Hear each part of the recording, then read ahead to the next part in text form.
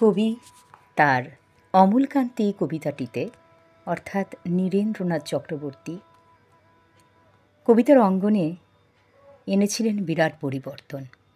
অমলকান্তি এমনই একটি কবিতা। কবিতার মূল চরিত্র অমলকান্তি। তার ভবিষ্যৎ ইচ্ছের কথা জানিয়েছেন কবি এখানে। অমলকান্তি কবির একজন সহপাঠী। অন্যান্য সহপাঠীদের ভবিষ্যৎ ইচ্ছা পূরণ হলেও অমলকান্তির পূর্ণ হয়নি। সে রোদ্দুর হতে চেয়েছিল, কিন্তু রোদ্দুরের বদলে হয়েছে অন্ধকার একটা ছাপাখানার কর্মচারী। কবির সঙ্গে মাঝে মাঝে গল্প করতে আসত। কবির সহপাঠীরা ডাক্তার, মাস্টার, উকিল, তিনটের মধ্যে যে কোনো একটা হয়েছেন, কিন্তু অমলকান্তি একটা জিনিসই হতে চেয়েছিল। হয়তো অন্যান্য সহপাঠীদের মতো ৩-৪টে বিষয় নির্বাচন করলে সেগুলোর মধ্যে একটা না একটা হতে পারত সে।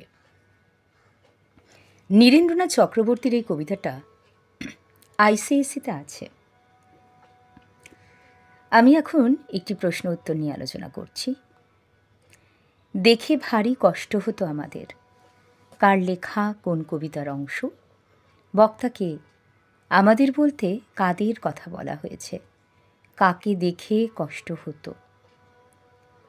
তোমার কি মনে হয় যে কষ্টটার কথা এখানে বলা হয়েছে সেটি ভারী কষ্টের কারণ? তোমার ভাবনা। উদ্ধৃতাংশটি নীরেন্দ্রনাথ চক্রবর্তীর লেখা অমলকান্তি নামক কবিতার অংশ। মূল গ্রন্থ অন্ধকার বারান্দা।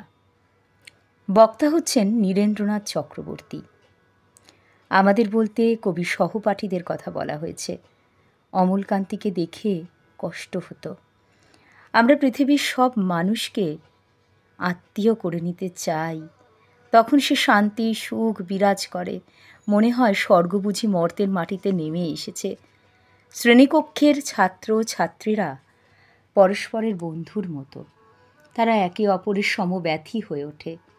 একজনের সুখে সকলের আনন্দ হয়, একজনের দুঃখে সকলে কাতর হয়ে পড়ে। কবির বন্ধু অমলকান্তি প্রতিদিন দেরি করে স্কুলে আসতো, পড়া পারত না।